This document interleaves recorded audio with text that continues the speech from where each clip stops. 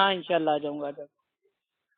तो ठीक है भाई, आप अपने लोगों से बात मतलब भाई कीजिएगा कि भाई देखिए या तो इस तरीके के इल्जाम बाजी करना छोड़ दें, क्योंकि अच्छा नहीं लगता ना मेरे भाई लंगड़ा लूला ये सब। चलो कोई आदमी हो तो उसको आदमी कहे, कोई दिक्कत नहीं है, ना हो जबरदस्ती उसकी फोटो एडिट करके निकालने वाली, ये सारी चीजें ना ऐप निकालने वाली, ये तुम्हारी जमात वाले पहले करते हैं। किसने किया? क्या आज तक मेरे भाई शाहरुख खान साहब को किसी ने लूला कहा, अपाइज कहा, लंगड़ा कहा, अंधा कहा? ये तुम यार करते रहते हो यार बकवासबाजी, तभी तो गुस्सा आता है हमें। तुम अगर हद में रह के तुम्हारी जमात का काम करो, हमें कोई मतलब नहीं है भाई। तो मैं तो हमेशा हद में ही रह के करता हूँ ना, आज तक कभी हद नहीं पार की। जब तुम हमारी उलमाओं की शान में गुस्ताखी करोगे या किसी वली अल्लाह की शान में गुस्ताखी करोगे या अल्लाह की शान में, अल्लाह के नबी की शान में गुस्ताखी करोगे तो किसी मुसलमान की गैरत आप अगर अपना भाई हमको मानते होते तो आप फोन करके पूछते ना कि अफ्फू भाई आपने ये ऐसा बोला, ये क्यों बोला, तो हम आपको बताते। ना बता पाते तो आप मेरे को नंगा कर देते कि देखो अफ्फू खान से पूछा भी बता नहीं पाया। लेकिन अब मेरी बात को आप लोग अपनी अकल से सोच लो और उसको समझ लो कि नहीं ये तो तौहीन है, तो ये तो गलत चीज है ना। गलत क्या तौहीन है? साफ साफ अखबारों के अंदर तुम कई बार ऐसी गलती कर बैठते हो जो कुफ्र है। क्या क्या? जैसे तुमने एक बार माजल्लाह अल्लाह के नबी सल्लल्लाहु अलैहि वसल्लम को माजल्लाह अनपढ़ कहा था। नहीं, अनपढ़ तो मैं आज भी कहता हूँ, अल्लाह के नबी अनपढ़ थे। तुम यार आला हज़रत तो मेरे भाई तर्जुमा है ना उम्मी का, अनपढ़। तो भाई आला हज़रत ने क्या माज़अल्लाह आपके तौहीन कर दी अल्लाह के नबी की? उम्मी का मायना क्या क्या क्या लिया उन्होंने? भाई सूरे अल जुमा, सूरा नंबर है गालिबन 62 और आयत का नंबर है 2। उम्मी का जो तर्जुमा किया है आला हज़रत साहब ने, वो क्या है? अनपढ़। तो उन्हीं का मैंने मेरे भाई बरेलवी भाई से बताया था कि अनपढ़ उसको कहते हैं कि जो पढ़ना ठीक है उसको ना आता हो और ना अपने हाथों से कोई चीज को मेरे भाई लिखना आता हो, तो आमतौर पर उसको अनपढ़ कहते हैं। अनपढ़ कोई गाली थोड़ी ना है। इल्म गैब का इनकार करते हो तुम, वलियों की शान में गुस्ताखी करते हो। तो इल्म गैब का इनकार तो अल्लाह के नबी की प्यारी जो बीवी थी अम्मी आयशा रजी अल्लाह ताला अन्हा, उन्होंने इनकार किया है कि जो ये शख्स कहता है कि अल्लाह के नबी कल क्या होगा जानता था, वो झूठा है। तो भाई हमको झूठा थोड़ी ना बनना, हम तो सच्चे हैं ना। वो कि उस जो वो हदीस पाक है, उस हदीस पाक का शान नज़ूल क्या है, किसके लिए कहा था, क्यों कहा था, उसका मकसद क्या था? शान नज़ूल चलिए बता दें आपको भाई, ये बुखारी शरीफ की हदीस है, हदीस का नंबर है 4855। ये अल्लाह के नबी के इस दुनिया से जाने के बाद का ये भाई जो अम्मी आयशा ने कहा था, ये अल्लाह के नबी के जाने के बाद की बात है। तो अब तो कोई ये भी नहीं कह सकता ये अम्मी आयशा ने उस वक्त कहा था जब कुरान की फलाह जो आयत थी वो नहीं नाजिल हुई थी, बाद में मंसूख हो गई। नहीं, ये नबी के दुनिया से जाने के बाद की ये बात है। अच्छा हाँ, एक मेरे भाई शख्स होते हैं, उनका नाम होता है मतरूक। वो अम्मी आयशा से पूछते हैं कि इसकी दलील क्या है तुम्हारे? अरे सुनो फुकान, इसकी दलील क्या है तुम्हारे पास कि अल्लाह के नबी सल्लल्लाहु अलैहि वसल्लम पर्दा फरमा गए थे, उसके बाद अम्मी आयशा ने ये बात बोली है? हाँ, तो ये हदीस है ना, क्योंकि मेरे भाई ये जो सवाल पूछा है ये ताबाई ने पूछा है ना। ताबाई ने पूछा है? क्या नाम था उनका? उनका नाम था मसरूक। वो पूछते हैं कि ए अम्मी जान, क्या अल्लाह के नबी ने अल्लाह को देखा है? तो उसके जवाब में अल्लाह के नबी की जो बीवी हैं अम्मी आयशा रजी अल्लाह ताला अन्हा, वो 3 बातें बताती है कि तुमको ये नहीं मालूम है कि पहली बात क्या है कि जो शख्स ये कहता है कि अल्लाह के नबी ने अल्लाह को देखा वो झूठा है। जो ये कहता है कि अल्लाह के नबी कल क्या होगा उसके बारे में जानते थे वो झूठा है। और जो ये कहता है कि अल्लाह के नबी ने दीन में कोई बात को छुपा लिया है वो झूठा है। तो ये 3 बातें बताती हैं, सिखाती हैं उनको। तो अल्लाह के नबी सल्लल्लाहु अलैहि वसल्लम की एक भी तो हदीस मुबारक है ना, आप नमाज के फारिग हुए, फजर की नमाज पढ़ के आपने वहां से खड़े होके मिंबर से हुजूर को देखा। हाँ तो फिर तो वो तो हाँ उसको देखा, वो तो अल्लाह ताला मेरे भाई चीज पे कादिर है ना कि अल्लाह के नबी को मेरे भाई जो होने वाला उसकी जो इत्तला है उसको दे दे। ये तो अल्लाह सुब्हानहू व तआला खुद ही बयान करता है ना कुरान में, सूरह जिन की आयत नंबर 26-27 में कि अल्लाह गैब का जानने वाला है और किसी पर अपने गैब को जाहिर नहीं करता मगर अपने पसंदीदा रसूलों के। बेशक पसंदीदा रसूलों को अपने। हाँ, तो जो बातें मेरे भाई उम्मत के लिए मतलब भाई जो जानकारी देना ये मेरे भाई इम्पोर्टेंट था, वो सारी बातें अल्लाह ताला ने اللہ کے نبی کے اوپر ظاہر کر دی کہ یہ بتا دو جہنم میں یہ عذاب ہے، جنت میں یہ مطلب بھائی انعام ہے، عیسیٰ علیہ السلام آئیں گے، دجال کو ماریں گے، قیامت کی یہ علامات ہیں.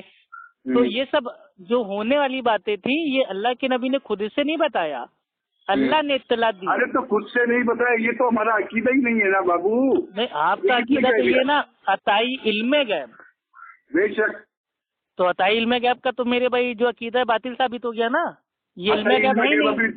ارے اس کا تو تم نے خود نہیں مان لیا نا کہ اللہ نے تم نے خود نے مانا نا. ابھی ابو خان ابھی تم نے خود نے مانا نا کہ وہ اللہ نے بتایا، تو اللہ کا علم سے اللہ کے رسول کو بتایا تو اللہ علم غیب اس کو نہیں کہیں گے نا، اس کو غیب کی اطلاع کہیں گے، غیب کی خبر کہیں گے. علم غیب تو الگ ہو جائے گا. ہاں یہی تو مسئلہ ہے. علم غیب اس کو کہتے ہیں ایسا علم جو بنا حواس خمسہ کے پتہ چل جائے. لیکن یہاں تو اللہ تعالیٰ وحی کے ذریعے اللہ کے نبی کو بتا رہا ہے نا، کیونکہ اللہ سبحانہ و تعالیٰ قرآن میں کہتا ہے میرا نبی اپنے دل سے کچھ نہیں کہتا، وہ وہی کہتا ہے جو اس پر وحی کی جاتی ہے. یعنی کہ اللہ کے نبی نے جو کچھ بھی کہا دین میں وہ سب اللہ کی طرف سے بتایا گیا تھا. خود سے اپنی پاور سے، اپنے علم غیب سے، اپنی سوچ سے اللہ کے نبی نے اس دین میں ایک رائی کے دانے کے برابر بھی کوئی چیز بھی نہیں بتائی. جو کچھ دین میں بتایا سب اللہ کی طرف سے تھا. تو یہ علم غیب کہتے ہیں. امانی میں آپ سے کہوں کہ اللہ ہے، ٹھیک، اب کیا ہم کو علم غیب ہو جائے گا؟ بھائی ہم نے تو اللہ کو دیکھا نہیں. یہ تو اللہ کے رسول صلی اللہ تعالیٰ علیہ وسلم، یہ تو ایمان ہے نا ہمارا.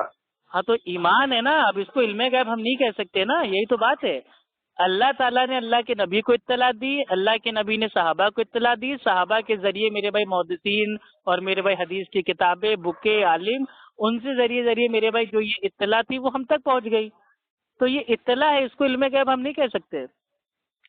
اچھا رکو میں دلیل نکال دیتا ہوں. آپ لوگوں کو میرے بھائی پتہ نہیں میرے کے اوپر مطلب یہ ہو گیا ہے کہ افو خان بعض وہ اہل حدیث ہے، یعنی کہ ہمارا دشمن ہے، بعض اس کی بات کچھ نہ کچھ کر کے اس کو ننگا کرتے رہو. تو وہ دقت نہیں ہے، لیکن بھائی چارہ مت ختم کرو.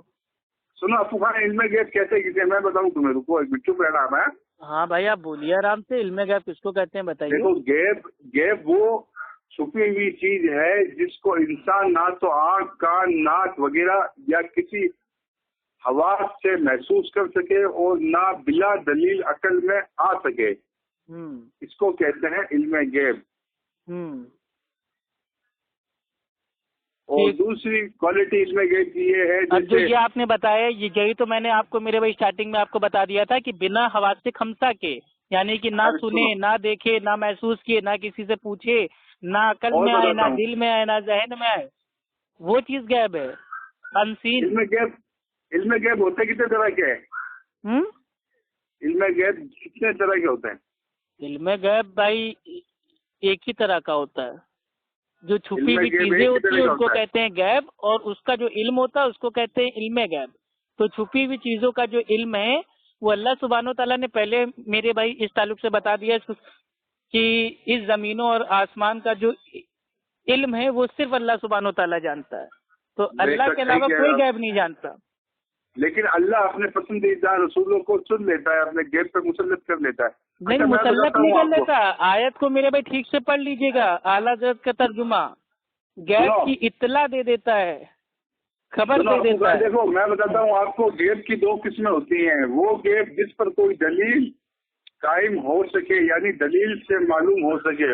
اور فار ایگزامپل جیسے جنت، دوزخ اور اللہ تعالیٰ کی ذات اور صفات کے، دیکھیے جو دلیل سے ثابت ہو سکتا ہے اس کا اس دنیا آج کی مثال آپ کو یہ دے رہے ہیں، جیسے ماں کے پیٹ میں کیا ہے یہ میرے بھائی غیب ہے. لیکن اس کو آپ میرے بھائی الٹرا ساؤنڈ کے ذریعے پتا کر سکتے ہیں کہ ماں کے پیٹ میں بیٹا ہے یا بیٹی ہے.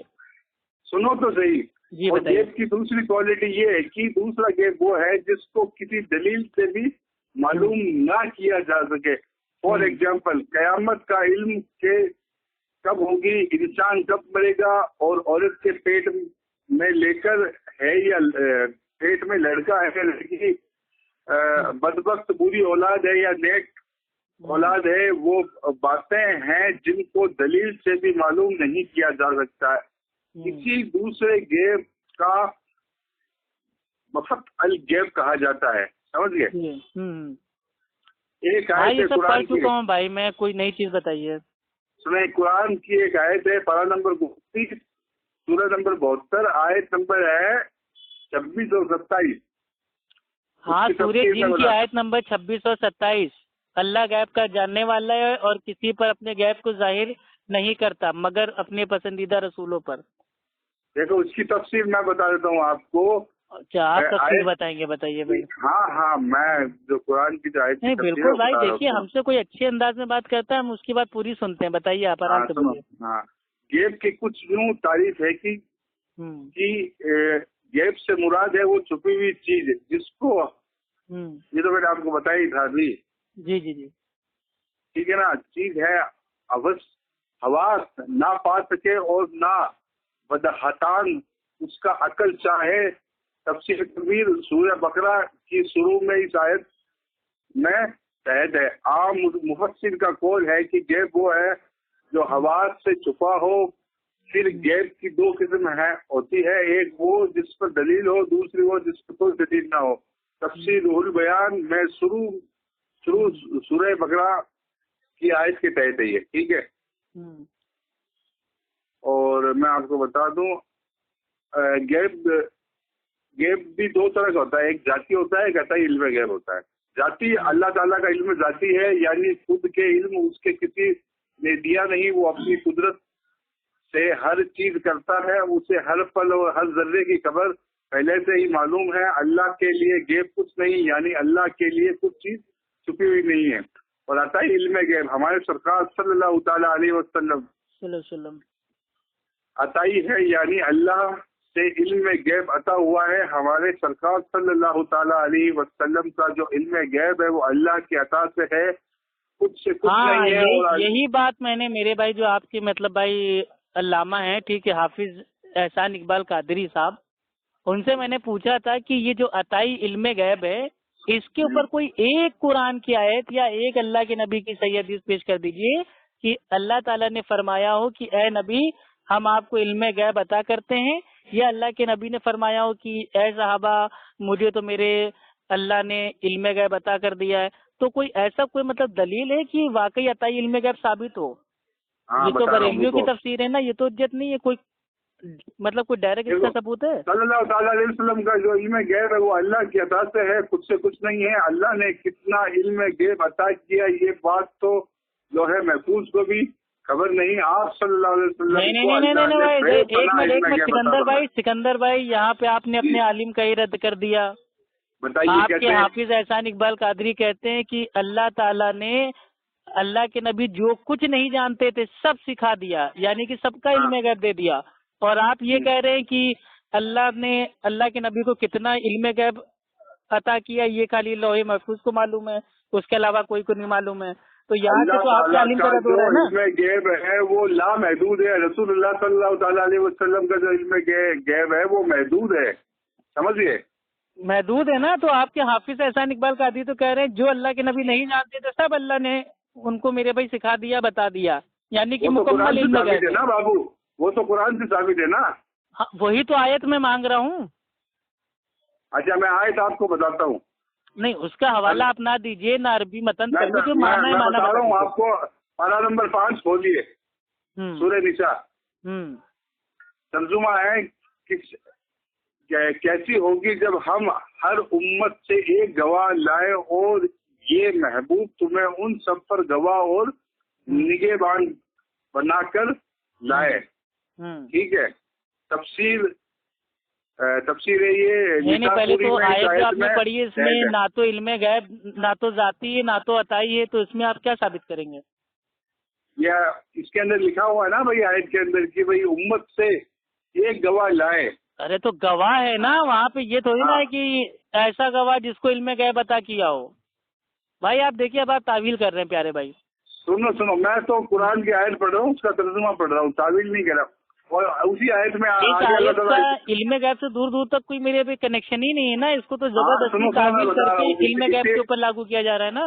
ہاں سنو اسی لیے حضور صلی اللہ تعالیٰ علیہ وسلم کی روح مبارک تمام روحوں اور دلوں اور نفسوں کا دیکھنے والی ہے، کیونکہ حضور صلی اللہ تعالیٰ علیہ وسلم نے فرمایا کہ اللہ نے جو پہلے پیدا فرمایا وہ میرا نور ہے، تفسیر البیان میں اس آیت کی ماتحت ہے. سمجھ گئے؟ اللہ کے نبی اس کا مطلب معاذ اللہ جو ابو داؤد کی جو حدیث ہے، اور میرے بھائی حدیث کا نمبر ہے 4700 کہ اللہ تعالیٰ نے سب سے پہلے قلم پیدا کیا. تم آج کے نام یاد اہل حدیث، تم یہاں آیتوں کی تفسیر کا انکار کرو. بھائی آیت کی تفسیر یہ جھوٹی تفسیر ہے نا. قرآن کی جو آیت ہے وہ تو بہت صحیح ہے، لیکن جو بریلوی عالم نے تفسیر کی ہے وہ حدیث کے خلاف کی ہے، نبی کو جھوٹ باندھ دیا ہے. دلوں اور نفسوں کو دیکھنے والی ہے. نہیں اللہ کے بندے سب سے پہلے دیکھیے اللہ کے نبی فرما رہے ہیں کہ اللہ تعالیٰ نے سب سے پہلے جو چیز پیدا کی وہ قلم تھی، اور آپ کہہ رہے ہیں کہ وہ مطلب یہ اللہ کے نبی کا نور تھا. تو بھائی یہاں پہ تفسیر آپ کی جھوٹی ثابت ہو رہی ہے نا. تفسیر جھوٹی ثابت نہیں ہو رہی، یہ تو پھر تم نے روح البیان کے اوپر. اچھا بھائی ارے روح البیان کا پڑھ رہے ہیں اللہ، یہ تو صوفیوں کی تفسیر ہے بھائی. کس نے کہہ دیا؟ ارے صوفیوں کی تفسیر ہے، جا کے اپنے عالموں سے پوچھ لیجئے. روح البیان جو ہے اس میں میرے بھائی صوفیت کے عقیدے ہیں. تو بھائی ہم صوفیت کے تو ماننے والے ہیں. تو آپ صوفی کے ماننے والے ہیں نا، ہم تو صحابہ کے ماننے والے ہیں نا. تو صوفیوں سے اللہ کے نبی نے صحابہ سے فرمایا، ابو داؤد کی حدیث ہے، حدیث کا نمبر 4700 کہ اللہ تعالیٰ نے سب سے پہلے قلم کو پیدا کیا اور قلم کے ساتھ لکھ دو جو کچھ ہونے والا ہے. صحابہ کرام کو دیکھا تھوڑی ہے یار. تو ایسے تو آپ نے امام ابو حنیفہ کو بھی نہیں دیکھا ہے، تو آپ پھر ان کے میرے بھائی خارج پر آپ کی امت کے اعمال صبح اور شام پیش کیے جاتے ہیں، لہذا آپ امت کاش ہم نے اللہ کے نبی کو دیکھ لیا ہوتا تو الحمدللہ ہم صحابی ہو گئے ہوتے، اللہ کے نبی کی صحبت اختیار کرتے الحمدللہ. لیکن اب کیا بتائیں، بعد میں پیدا ہوئے ہم اور آپ. مدارک میں شاید کے تحت ہی. ماشاء اللہ آپ سے بات کر کے بڑا اچھا لگا اور بہت ہی اچھے اخلاق سے بات ہوئی. گواہ ہے مومن پر اور ان کے ایمان کے، کافروں پر ان کے کفر پر اور منافقوں کے ان کی نفاق کے. اس آیت اور اس تفسیر سے معلوم ہوا گواہ ہے نا، وہ تو اللہ کے نبی بتائیں گے نا کہ میں نے پورا دین بتا دیا تھا، اس کے باوجود کچھ لوگوں نے انکار کیا، اس میں علم غیب کہاں سے آ گیا. اس لیے آپ سب کے گواہی دیں گے کہ یہ ہے علم غیب. اور علم غیب سمجھے